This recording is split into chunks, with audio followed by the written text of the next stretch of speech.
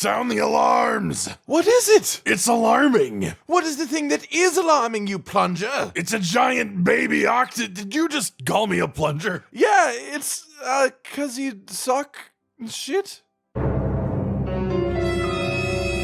Right. There's a very big octopus. I bet he's a plunger too. Ladies, gentlemen, and monsters of all ages, it's about time The newest iteration of Monster Hunter added a monster of a larger size, don't you think? When Monster Hunter Rise was being made, one of the first thoughts that I had upon seeing the Wirebug mechanic was, oh man, giant siege monster fights are going to be amazing with this. I mean, picture how even something like Zora Magdaros could have been executed totally differently as a fight, as a combat experience with wirebugs being a factor. Not to mention some of the crazier giant monsters that we've had in the past in the series. Things like fan favorite Dalamadur, who I absolutely love as a monster, just an absolutely gigantic snake, and giant snakes are always cool. Or things like my personal favorite giant monster of the series, Yamasukami, the giant floating octopus who vacuums up entire ecosystems for sustenance.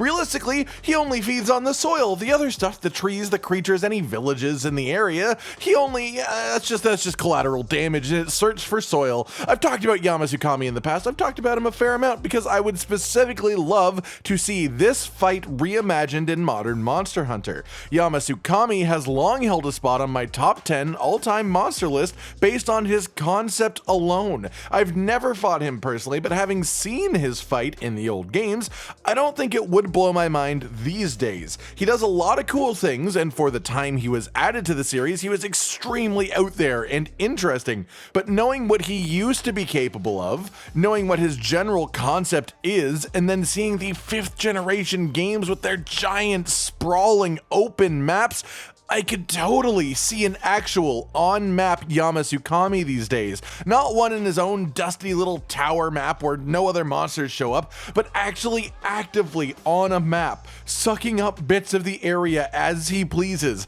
Even in Iceborne, that idea was really sort of crazy to me. How could we keep up with something aerial, even if it doesn't move quickly? How could we actively keep in combat with it? Well, it may not have been in Iceborne, but the answer to that question was simple. Specifically, wirebugs, the wirebugs that we have in Monster Hunter Rise and will continue to have in Sunbreak. I don't think there's been a mechanic introduced in the history of the Monster Hunter series that could affect the feeling of giant monster fights the way that the wirebug could. Obviously, we have no particular examples of this so far, our closest being the big bad elder dragons of the main story in Wind Serpent Ibushi and Thunder Serpent Narwa, who are reasonably massive but still make an incredibly engaging fight, even though these fights do specifically push you towards using your wirebug more than an average siege fight probably would. Past these two, there actually were no elder dragons in Monster Hunter Rise until the title update started rolling in post-launch, and this actually makes quite a bit of sense. If you look back a bit historically, Monster Hunter World and even the 4th generation of Monster Hunter games were a bit of an outlier for having so many elder dragons before the G-Rank expansion. Generally speaking, the harder the monster is in lore, the later in the game that you will find it, and that includes G-Rank, meaning some monsters that fit the game, the mechanics, and the feeling of the world of Monster Hunter Rise could absolutely simply not be added until Sunbreak and Master Rank, if it's still called that.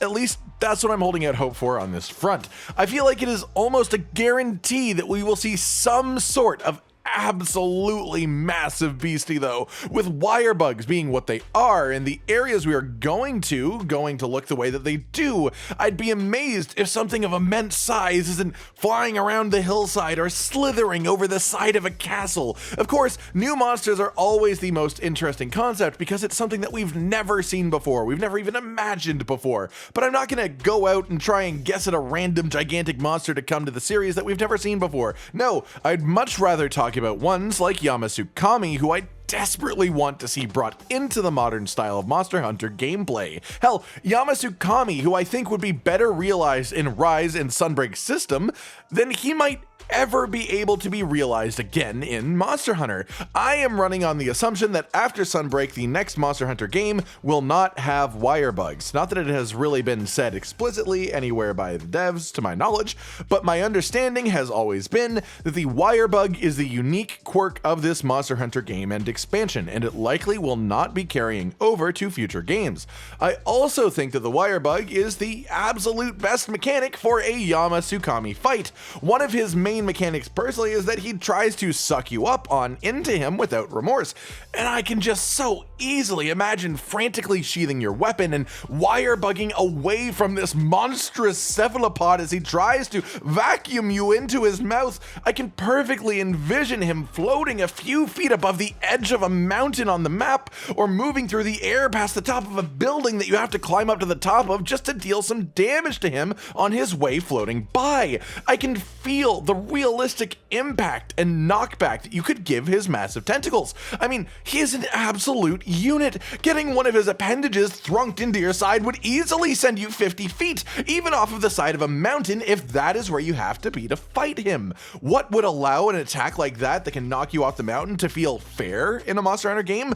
Wirebug's ability to counter it. Wirefall out of the knockback, Wirebug away from sucking attacks, Wirebug back onto the mountain. This could be an entire fight dedicated to testing your ability to move and keep yourself in an offensive position nearby him, rather than fighting you through sheer attack power and malice and attacks that are meant to kill you. Yamasukami could entirely fight you by trying to reposition you to a place where you can't hurt it.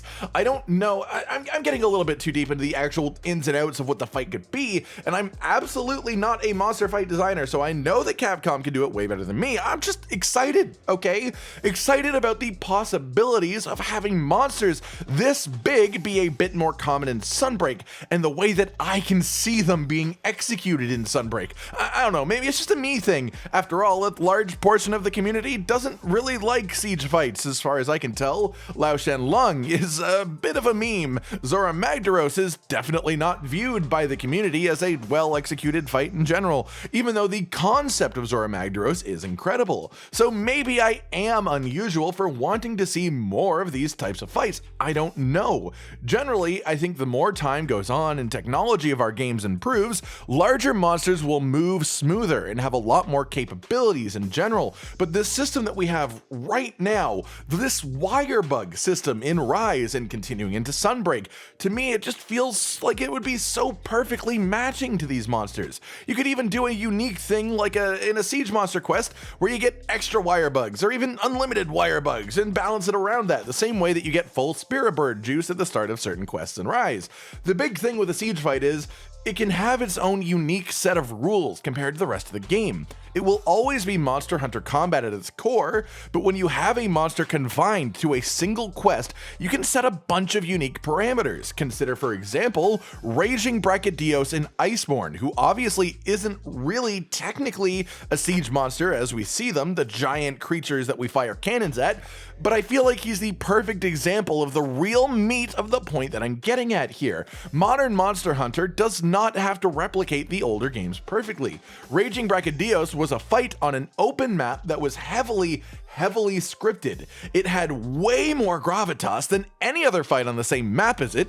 It felt still relatively open, and most importantly, at the end of the day, it still felt more or less like a normal Monster Hunter hunt. You and your weapon versus the monster. It felt good, but it was cinematic. This is what I think the wirebug would also allow in Rise and Sunbreak. Less cannons, less ballistas, more zipping a grappling hook in front of their face 15 feet off of the ground, swinging and trying to KO them with a hammer. Take a second to just picture what I picture here. Yamasukami floating through the mountains of the Shrine Runes. Delamadur slithering up the pyramid of the flooded forest. Something about the architecture of this game feels so friendly to giant creatures on the maps themselves. that we just haven't had used by these giant creatures. There is a whole massive mountain in the middle of the shrine runes that is only used by a couple of creatures on rare occasions. When I look at Rise, I see these incredible maps, and I see so much untapped potential, so many carefully crafted areas that are a bit underused, so many giant areas that I can envision fighting these massive epic siege fights within.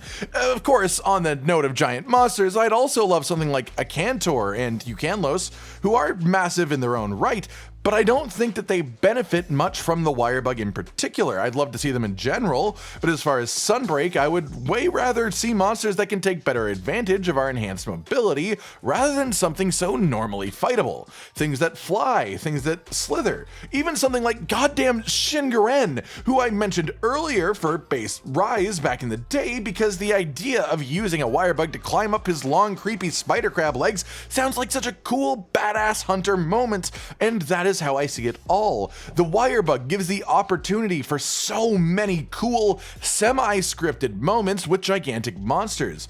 Personally, Yamasukami, Dalamadur, and Shengoren are three I would absolutely adore getting to see in Sunbreak.